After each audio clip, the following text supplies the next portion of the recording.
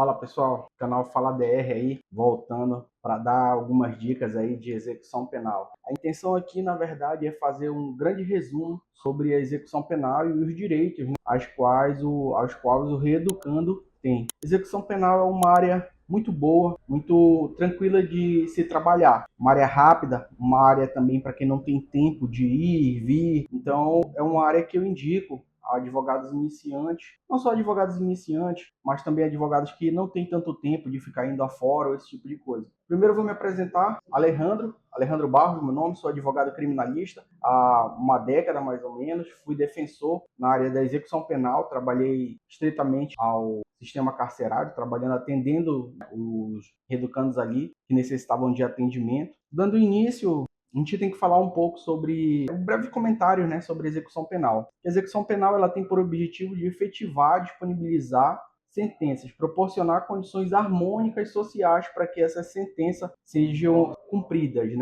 Através da reintegração social, a execução penal ela passa a ser ressocializadora, né? Um conceito de execução penal trata-se da fase de conhecimento, na verdade o processo passa do processo de conhecimento, aquele processo de instrução, ao qual tem as audiências ali, né, os interrogatórios, para o processo de execução, que é o processo do cumprimento daquela pena que foi estipulada no processo. A finalidade da execução penal, a execução penal preceitua no seu artigo 1º, a execução penal tem por objetivo efetivar as disposições da sentença ou decisão criminal e proporcionar condições harmônicas para seu cumprimento. Essa é a finalidade que a gente tem da execução penal, né? A humanização da execução penal. A Constituição Federal proclama em seu artigo 5º que não haverá penas de morte, salvo em caso de guerra declarada, em caráter perpétuo, de trabalho forçado e de banimento. Garantias processuais. Eu estou dando essa introdução mais escrita aqui para a gente chegar, né,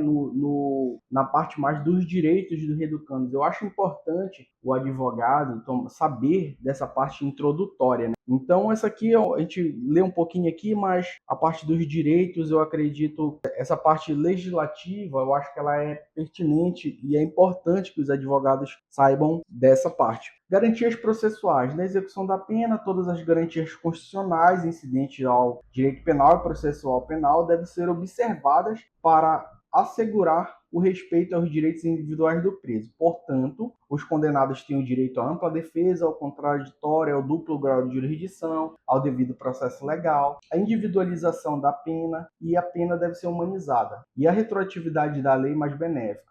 Relação jurídica na execução penal. A relação jurídica na execução penal é constituída por direitos e deveres dos sentenciados com a administração e vice-versa. Sendo assim, o condenado faz uso de seus direitos, não suprimidos pela sentença judicial transitada em julgado. O que isso quer dizer? Que a administração assume deveres e o condenado também. Um exemplo, ao voto. Ele vai perder ali o direito ao voto. O condenado, ele perde o direito ao voto. Uma sentença transitada em julgado. Entretanto, ele não perde direito a ser chamado pelo seu nome, ele não perde direito ao convívio com a família, que vai ser administrada por meio de visitações. A competência do magistrado de execução começa com o trânsito em julgado da sentença penal condenatória, sendo determinada pelas leis de organização judiciária de cada estado, para ver quem fica competente ali para que seja o juiz de execução penal, né? Em regra, a competência é de juiz especializado, exceto em vara que se trata de vara única, né, que será do próprio magistrado que prolatou a sentença. O início do cumprimento de pena. O início do cumprimento de pena se dá posterior à sentença, com o tombo do processo para o processo de execução. A vara que será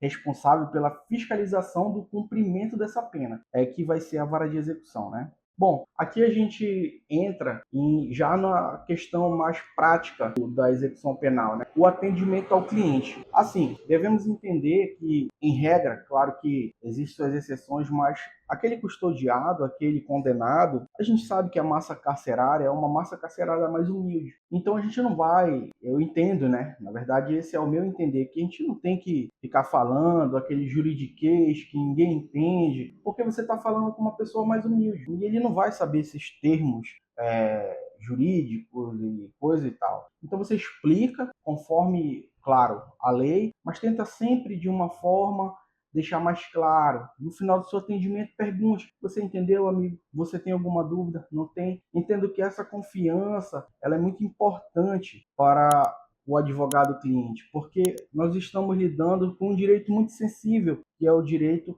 à liberdade. Entendo que devemos ser éticos, nunca mentir e, claro, nunca prometer méritos ali, né? O advogado ele trabalha atuando no decorrer do processo. Se ao final aquele direito vai ser concedido ou não, essa questão ela cabe ao juiz. Claro que o advogado vai fazer de tudo possível para que isso seja concedido. Em relação de documentos, passado o atendimento, você já sabe que vai ser que aquele custodiado, aquele reeducando, ele vai ser seu cliente. Dessa forma, você já pode, claro, depois de analisado o processo, você já pode passar um checklist de quais documentos lá vai ser pertinente ao caso. A minha dica é que como o processo de execução ele é 100% eletrônico, você tira a cópia logo ali daqueles documentos necessários, não fique com os documentos originais de ninguém, porque caso você perca, você vai ter um grande problema, né? Analisando o processo de execução. O processo de execução, no seu, no caso, né, que é o processo de execução, é o seu.pje.jus.br. Aqui no meu estado, nós passamos a usar o seu em 2017, né? E eu entendo que a análise processual ela deve se dar desde o primeiro andamento do processo. Não é porque a pessoa quer ali uma saída temporária, digamos assim, que você já vai pegar aquela última planilha, aquela planilha atualizada ali e verificar, tá aqui, tem direito, vamos fazer o pedido. Não, eu entendo que você deve analisar o primeiro andamento do processo, ver se tudo correu corretinho ali, porque caso você perceba que tem algum erro por ali, algum outro advogado que pegou aquele processo, deixou passar algum erro, você pode resolver aquilo ali. E você pode, claro, cobrar por mais esse trabalho ali que você vai oferecer para o seu cliente. Dos regimes. Os regimes eles são fechados, semiaberto e aberto. O Código Penal, ao regular as penas impostas em sua modalidade de cumprimento, dispõe sobre os regimes penitenciários nos quais será submetido o condenado. E os regimes penitenciários previstos no Código são o fechado, semiaberto e aberto. Vamos explanar um pouco sobre cada um desses regimes. O regime fechado ele é destinado aos condenados com pena superior a 8 anos. A pena, nesse caso, será cumprida nos estabelecimentos de segurança máxima ou média, né? O semiaberto é o regime que será aplicado aos não reincidentes primários, cuja pena aplicada for superior a 4 anos e não exceda 8. É claro que existem algumas exceções, né? Nesse caso, o estabelecimento adequado ao cumprimento de pena será o colônia agrícola, industrial ou similares, que dê aquela possibilidade do reeducando sair para trabalhar e voltar. O regime aberto, já o aberto se destina aos condenados não residentes, cuja pena for igual ou inferior a 4 anos. Para esse regime, não há previsões de que o cumprimento ocorra em casa de albergado. Há previsão, na verdade, de que o condenado cumpra a pena em casa de albergado. Aqui no meu estado não existe não existe casa de albergado. Então os condenados aqui é o regime aberto, eles ficam ali na sociedade só fazendo um controle mensal ali de apresentação à vara, para que saiba que ele ainda está aqui na cidade, que ele ainda está cumprindo a sua pena. E também o regime disciplinar diferenciado. O regime disciplinar diferenciado previsto pela LEP, é um regime diferenciado, qual o seu nome já diz, está previsto no artigo 52. Trata-se de regime que se refere a um enrijecimento das normas, né? O regime disciplinar diferenciado, ele é um regime mais rígido, você perde alguns direitos ali a mais do que o simples regime fechado, né? Ele é previsto, né, ele é dado às pessoas que praticam novos fatos criminosos ali no decorrer do seu cumprimento de execução, a pessoas que estão recolhidas ali e continuam fazendo parte de facções, comprovadamente isso acontecendo, mas não são só esses, né, os exemplos que a gente pode citar. Comprovado isso, esses reeducandos ali, eles podem passar, né, a fazer parte do regime disciplinar diferenciado. Alguma das características do regime disciplinar diferenciado é o recolhimento em cela individual, as visitas semanais, elas podem ser reduzidas, né, restritas ali, e também vai reduzir o horário dessas visitas. E ela depende também da administração, né, da administração carcerária. Alguns eles passam, tiram alguns outros direitos, né, em relação a algumas cadeias, elas pode ali um ventilador, então pode ali uma televisão pequena, e aí você perde também esses direitos, tá? Quem pode, né, fazer parte do regime disciplinar diferenciado? Regime disciplinar diferenciado, ele não é só para o preso condenado, ele também é para o preso provisório, né? Sobre o qual recair fundadas suspeitas de envolvimento em participação de qualquer outro crime ou bando, organização criminosa, tá? Nos incisos do referido artigo, que fala sobre regime disciplinar diferenciado, ele explica que existe a situação antiga, né, que a redação anterior prévia, que era a duração máxima de 365 dias, sem prejuízo de repetição da sanção por nova falta grave da mesma espécie, até o limite de 1/6 da aplicação da pena. Já com o pacote anticrime, a duração máxima ela foi para 2 anos, sem o prejuízo de repetição da sanção por nova falta grave. Tá? Chegamos na progressão de regime. O que é progressão de regime? É um direito do apenado no que se insere a inserção, que permite a inserção gradualmente na sociedade. Ele cumprirá a pena em etapas, em regime cada vez menos rigoroso, até receber a sua liberdade. Né? A concessão da progressão de regime depende do cumprimento de requisitos objetivos e subjetivos. Estipula o artigo 112 que a pena privativa de liberdade será executada em forma progressiva, com a transferência para o regime menos rigoroso a ser determinada pelo juiz quando o preso estiver cumprindo ao menos 1/6 da pena. 2/5, 3/5, essa questão aqui ela se modificou com a redação, né, da Lei 13.964 de 2019, que é o pacote anticrime. Agora, as penas previstas em liberdade será executada de forma progressiva, com a transferência para o regime menos rigoroso a ser determinado pelo juiz quando o preso estiver cumprindo, a menos, aí ele vem citando, 16% da pena, se o apenado for primário, e o crime tiver sido cometido sem violência, vem explicando todos. Né? É 16, 20, 25, 50%, 40%, 60%, 70%, e vai ficando mais grave de acordo com a reincidência, o crime praticado e etc. Isso aqui é a parte da lei que especifica as condições para progressão. Né? Benefícios que serão concedidos no regime fechado. A progressão de regime para o regime semiaberto. Essa é uma dos direitos. Já que você está no fechado, você ganha o direito de ir para o regime semiaberto. O semiaberto ele vai ser concedido, né, mediante a porcentagem de acordo com que a lei fala, né, a depender do crime cometido e que tenha comportamento satisfatório declarado pela instituição. Você precisa estar com o comportamento satisfatório para progredir de regime do fechado para o semiaberto. Permissão de saída. A permissão de saída ela é um direito a qual o preso tem mediante escolta, né, sair. Ele pode ser solicitado, ele é solicitado, na verdade, ao diretor da casa prisional. Você pode sair ali para um falecimento de um pai, companheiro, ascendente, descendente, ou quando houver necessidade de tratamento médico. Existe sim possibilidade desse pedido ser negativo. Eu, particularmente, já tive uma negativa de um pedido desse.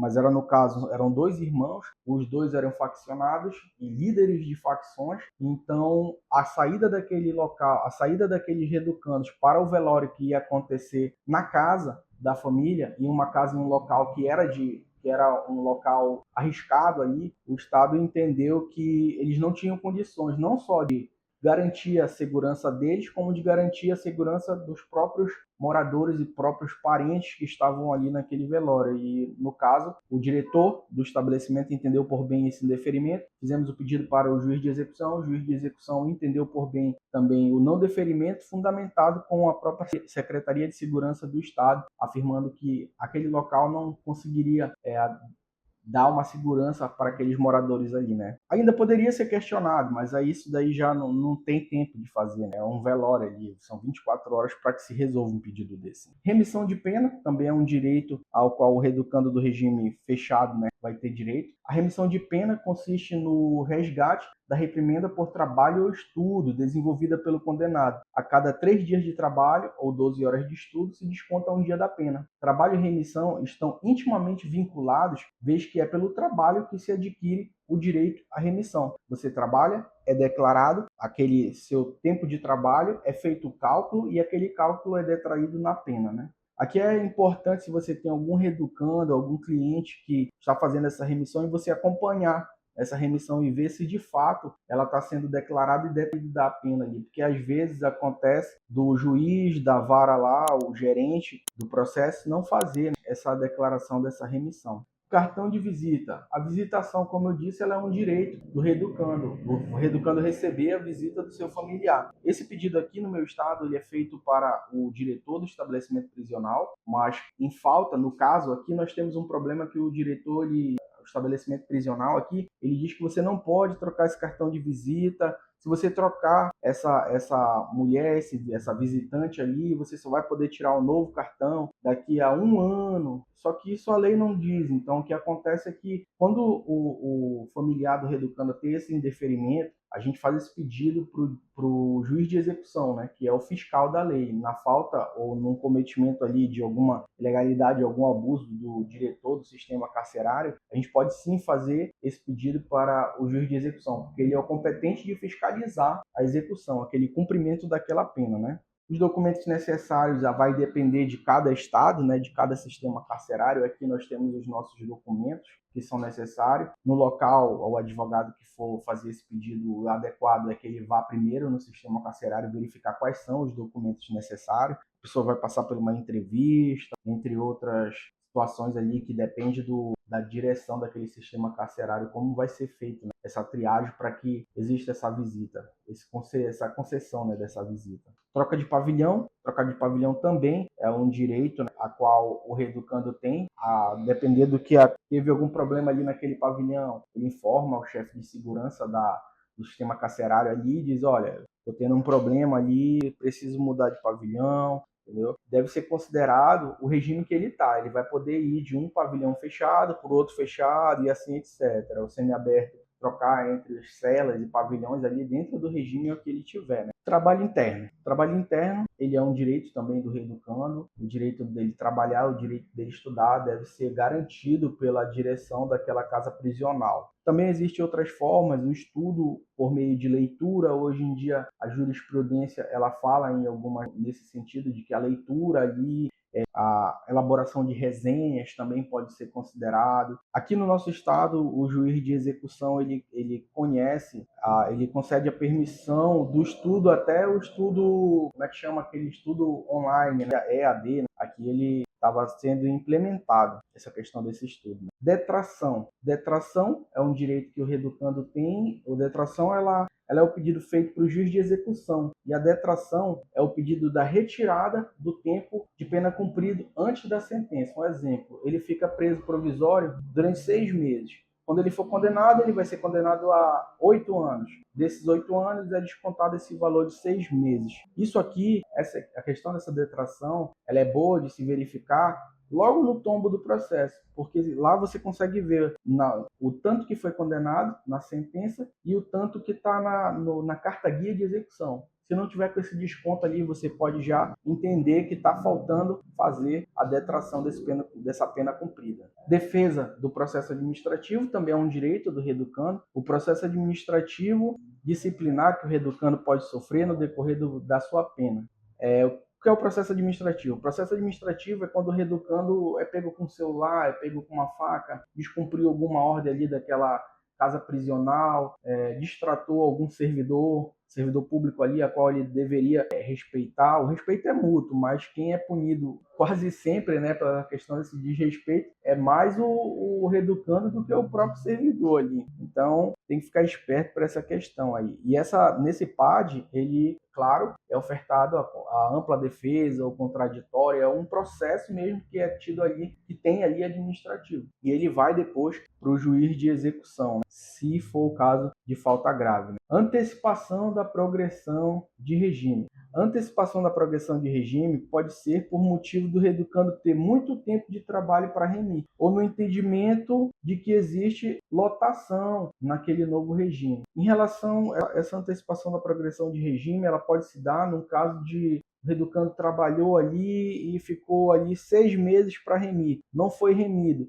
esse tempo de remir, não foi remido esse tempo descontado ali, né? Só foi declarado, só foi feita a declaração de que ele trabalhou ou estudou aquele tempo. Então ali você pede a remissão daquele tempo ali, claro, comprovado, bem explicadinho para que não tenha problema na hora do cálculo ali, e você já fala, caso esteja próximo da data de progressão, olha, frente a esses 6 meses de remissão aqui, ele vai atingir a progressão do regime tal, desde logo eu requeiro a progressão antecipada, e aí o juiz vai analisar, vai fazer aquele desconto daquele tempo, e já na decisão pode efetuar essa progressão do reeducando. Isso é bom quando ele está no fechado e vem para o semiaberto, que aí eu já peço a progressão para o semiaberto e já progredindo o direito das saídas temporárias, né? Já peço a termar as saídas temporárias, né? Para que fique atermado já na decisão as suas saídas temporárias. Benefícios que poderão ser concedidos no regime semiaberto.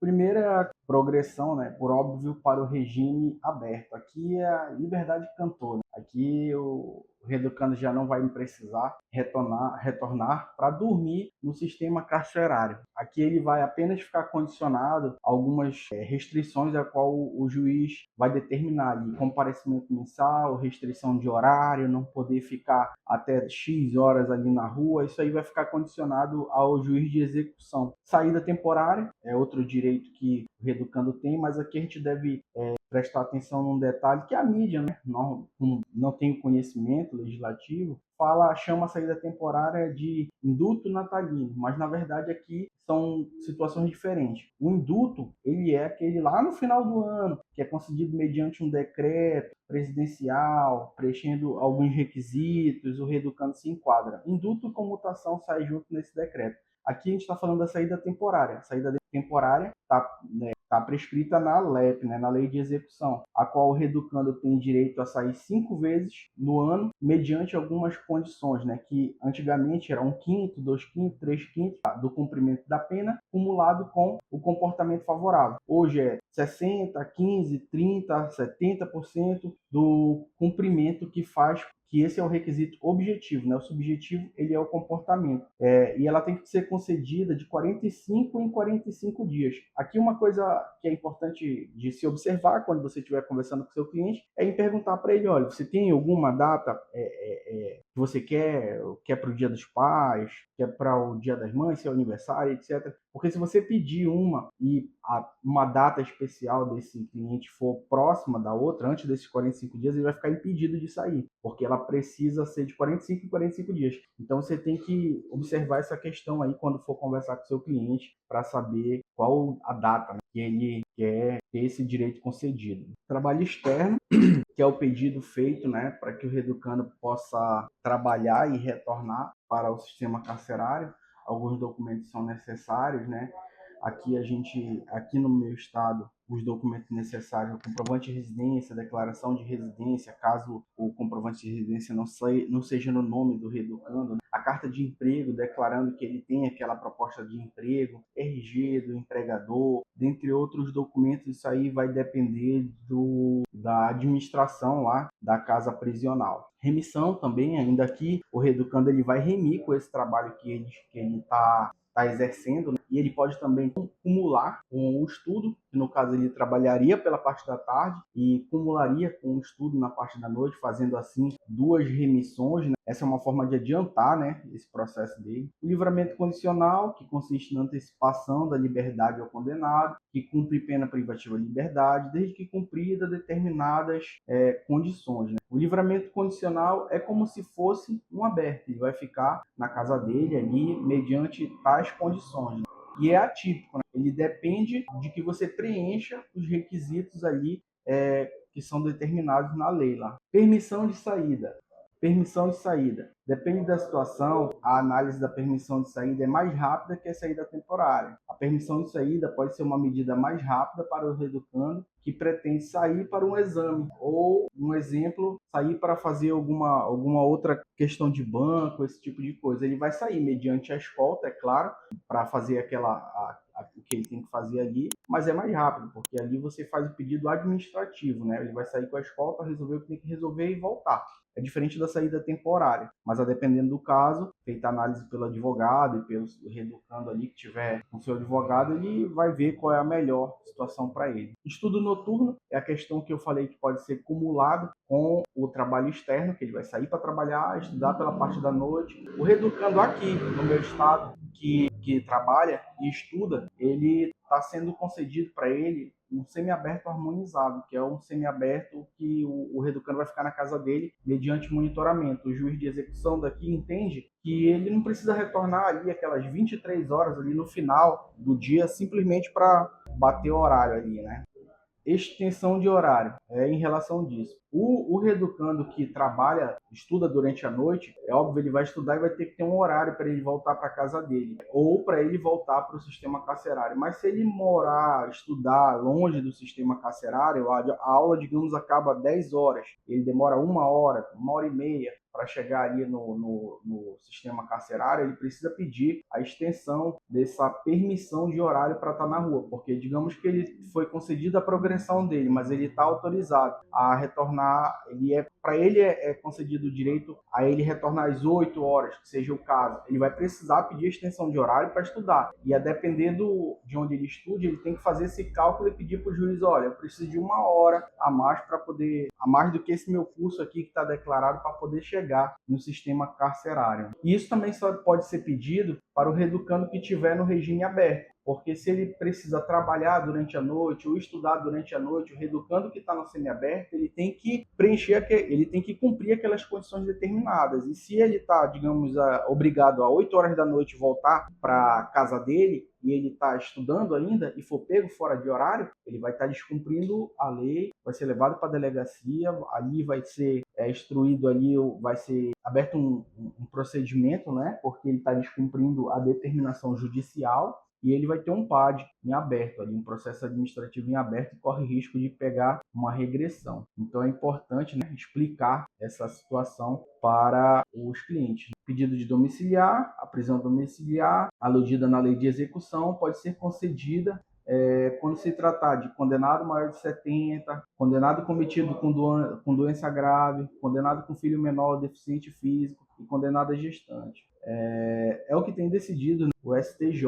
Aqui na nossa cadeia, aqui, o diretor ele também concede o trabalho, não é um trabalho externo, porque ele não vai sair ali do sistema carcerário, mas ele trabalha ao redor da cadeia ali, fazendo a capina, né, trabalhando numa horta que tem aqui na cadeia aqui do meu estado, tem uma pocilga também, que é onde cuida ali dos porcos e tal. Esse trabalho ele é concedido para os reeducandos que estão no semiaberto, mas que eles não têm oportunidade de trabalho aqui fora. Então, mediante, é claro, a confiança ali da direção, do coordenador, do regime que ele tiver, ele pode trabalhar ali nos arredores ali da cadeia. PAD também é um pedido que a defesa, né, de PAD também é um direito do reeducando e é um pedido ali, é uma área ali a qual o advogado pode trabalhar. O PAD, no meu caso aqui, eu atuo também no PAD de servidores, eu faço a defesa de alguns servidores lá do sistema carcerário, não precisa ser só do sistema carcerário, o PAD ele é para servidor público, né, também,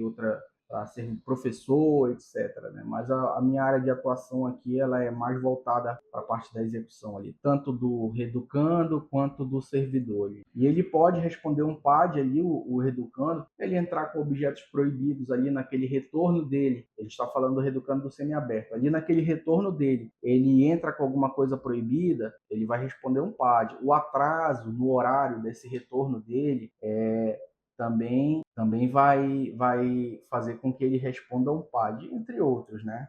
Troca de emprego.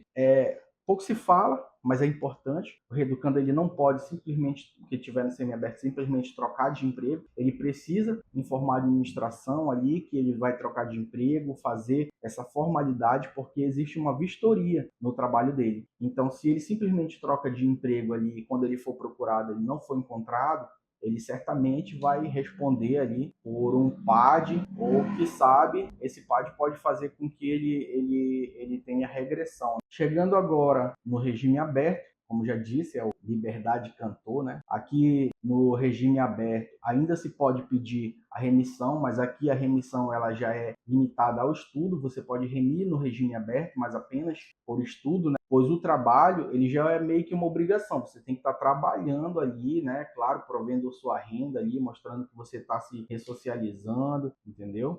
Somente o estudo vai remir no aberto. Pedido de justificativa são pedidos que são bons também de atuar, porque o reeducando que está no regime aberto ali, ele pode atrasar numa apresentação, ele pode não apresentar alguma documentação, né? E aí você vai precisar, o reeducando vai precisar que o advogado faça ali a sua justificativa, né? E pode sim também levar para a regressão, como eu falei, né? A depender do caso, do tipo de falta, o tempo que se demorou para apresentar a justificativa, também pode dar um problema ali. Então, essa observação no regime aberto, eu particularmente, meus clientes, a gente acerta um valor mensal para que eu fique analisando esse processo, vendo se está tudo ok nesse cumprimento do regime aberto, porque eu explico para eles as condições, explico que ainda assim é rígido, né? Porque você está ali limitado aquele horário, aquelas coisas, a sua apresentação, pode ser que um servidor deixe de certificar a sua apresentação, então o prejudicado vai ser você. Então é melhor o reeducando prestar,